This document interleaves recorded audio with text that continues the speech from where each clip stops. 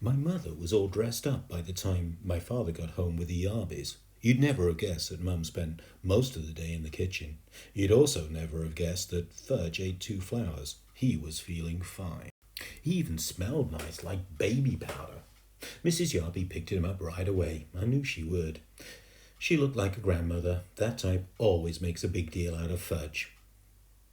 She walked into the living room, cuddling him, and then she sat down on the sofa and bounced Fudge around on her lap. "Isn't he the cutest little boy?" Mrs. Yarby said. "I just love babies." And she gave him a big kiss on the top of his head. I kept waiting for somebody to tell her Fudge was no baby, but no one did. My father carried the Yarby's suitcase into Fudge's room. When he came back, he introduced me to our company. "This is our older son, Peter," he said to the Yarbys. "I'm 9 and I'm in the 4th grade," I told them. "How do, Peter?" Mr. Yarby said. Mrs. Yarby just gave me a nod. She was still busy with Fudge. "I have a little surprise for this dear little boy," she said. "It's in my suitcase. Should I go get it?" "Yes!" Fudge shouted. "Go get! Go get!" Mrs. Yarby laughed, as if it was the best joke she'd ever heard. "I'll be right back," she told Fudge. She put him down and ran off to find her suitcase. She came back carrying a present tied up with a red ribbon. "Ooh!" Fudge cried, opening his eyes wide. "Goody!" And he clapped his hands. Mrs. Yarby helped him unwrap his surprise. It was a wind-up train that made a lot of noise. Every time it bumped into something, it turned around and went the other way. Fudge liked it a lot. He likes anything that's noisy. I said, "That's a nice train." Mrs. Yarby turned to me. "Oh, and I have something for you too. Peter," I reminded her. "My name's Peter." "Yes, well, I'll go get it." Mrs. Yarby left the room again, and this time she came back with a flat package. It was wrapped up too, red ribbon and all. She handed it to me. Fudge stopped playing with his train long enough to come over and see what I got. I took off the paper very carefully in case my mother wanted to save it, and also to show Mrs. Yarby that I'm a lot more careful about things than my brother. I'm not sure she noticed. My present turned out to be a big picture dictionary, the kind I liked when I was about 4 years old. My old one is in Fudge's bookcase now. "I don't know much about big boys," Mrs. Yarby said. "So the lady in the store said a nice book would be a good idea." A nice book would have been a good idea, I thought. But a picture dictionary? That's for babies. I've had my own regular dictionary since I was 8, but I knew I had to be polite, so I said, "Thank you very much. It's what I've always wanted." "Oh, I'm so glad," Mrs. Yarby said. She let out a long sigh and sat back on the sofa. My father had offered the Yarbys a drink. "Good idea, good idea," Mr. Yarby said. "What'll it be?" my father asked. "What it'll be?" Mr. Yarby repeated, laughing. "What do you think, Hatcher? It'll be Juicy O. That's all we ever drink. Good for your health." And Mr. Yarby pounded his chest. "Of course," my father said, like he knew it all along. "Juicy O for everyone," my father told my mother. She went into the kitchen to get it. While my father and Mr. Yarby were discussing Juicy O, Fudge disappeared. Just as my mother served a glass of Mr. Yarby's favourite drink, he came back, carrying a book, my old worn-out picture dictionary, the same as the one the Yarbys just gave me. "See?" Fudge said, climbing up onto Mrs. Yarby's lap. "See, book." I wanted to vanish. I think my mother and father did too. "See? Book." Now Fudge held it over his head. "I can use another one," I explained.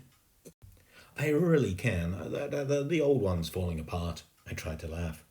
"It's returnable," Mrs. Yarby said. "It's silly to keep it if you already have one." She sounded insulted, like it was my fault she bought me something I already had. "Mine!" Fudge said. He closed the book and held it tight against his chest. "Mine, mine, mine!" "It's the thought that counts," my mother said. "It's so nice of you to think of our boys." And then she turned to Fudge. "Put the book away now, Fudgy." "Isn't it Fudge's bedtime?" my father hinted. "Oh, yes, I think it is," my mother said, scooping him up. "Say good night, Fudgy." Good night, Fudgy, my brother said, waving at us.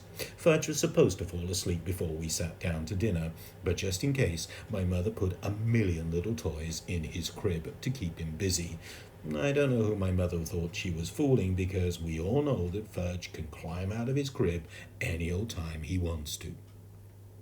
He stayed away until we were in the middle of our roast beef, and then he came in carrying Dribble's bowl. He walked straight up to Mrs. Yarby. He thought she was his new friend.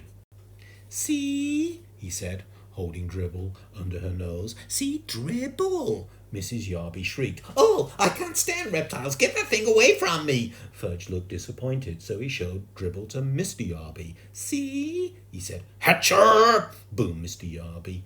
Make him get that thing out of here.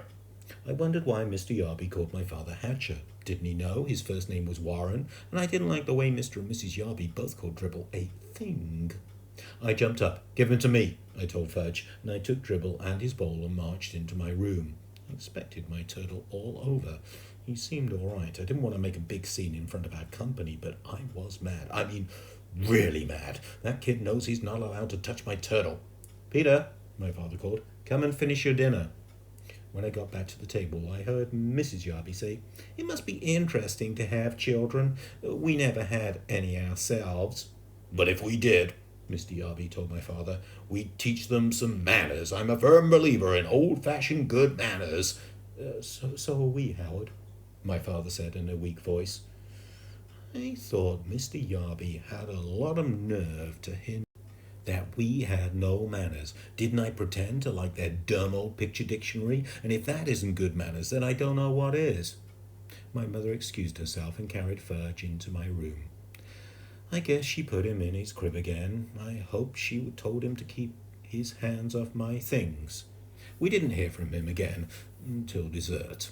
Just as my mother was pouring coffee, he ran in wearing my gorilla rubber mask from last Halloween. It's a very real-looking mask. I guess that's why Mrs. Yarby screamed so loud. If she didn't make so much noise, my mother probably wouldn't have spilled coffee all over the floor. My father grabbed Fudge and pulled the gorilla mask off him. That's not funny, Fudge, he said. Funny? Fudge laughed. Funny, funny, funny, funny, Fudgy! Yes, sir, Hatcher, Mr. Yarby said. Old-fashioned manners. By that time, I'm sure my father was sorry the Yarbys weren't staying at a hotel. I finally got to bed at 10.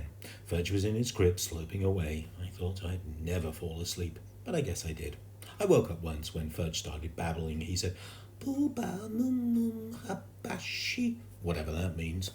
I didn't even get scared. I whispered, Shut up! And he did. Early the next morning, I felt something funny on my arm. At first, I didn't wake up. I just felt like this little tickle. I thought it was part of my dream, but then I had a feeling somebody was staring at me, so I opened my eyes.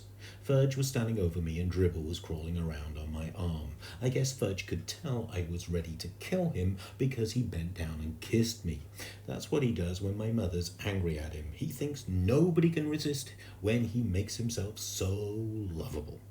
A lot of times it works with my mother, but not with me. I jumped up, put Dribble on it back in his bowl, and smacked Fudge on his backside. Hard.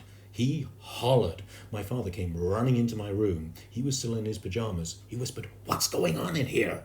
I pointed at Fudge, and he pointed at me. My father picked up my brother and carried him off. Go back to sleep, Peter, he said. It's only 6 o'clock in the morning. I fell asleep for another hour and then woke up to an awful noise. It was Fudge playing with his new train. It woke up everybody, including the Yarbys. By this time, there was nobody they could blame. They were the ones who gave Fudge the train in the first place. Breakfast was a very quiet affair. Nobody had much to say. Mr. Yarby drank 2 glasses of juicy O, and then he told my father that he and Mrs. Yarby had their suitcase packed. They were leaving for a hotel as soon as breakfast was over. My father said that he understood that the apartment was too small for so many people. My mother didn't say anything. When Mr. Yarby went into Fudge's bedroom to pick up his suitcase, his voice boomed, Hatcher! My father ran the toward the bedroom. My mother and Mrs. Yarby followed him. I followed them, and when we got there we saw Fudge sitting on the Yarby's suitcase. He had decorated it with about 100 green stamps, the kind my mother gets from the supermarket. "See?" Fudge said. "See, pretty!" And then he laughed. Nobody else did. Then he licked the last green stamp and stuck it right in the middle of the suitcase. "All gone," Fudge sang, holding up his hands. It took my mother half an hour to peel off her trading stamps and to clean up the Yarby's suitcase. The next week, my father came home from the office and collected all the cans of Juicy O in our house. He dumped them into the garbage. My mother felt bad that my father had lost such an important account. My father told her not to worry. Juicy O wasn't selling very well at the stores. Nobody seemed to like the combination of oranges, grapefruits, pineapples, pears, and bananas. "You know, Dad," I said, "I only drank Juicy O to be polite. I really hated it." "You'll know something funny, Peter," my father said. "I thought it was pretty bad myself."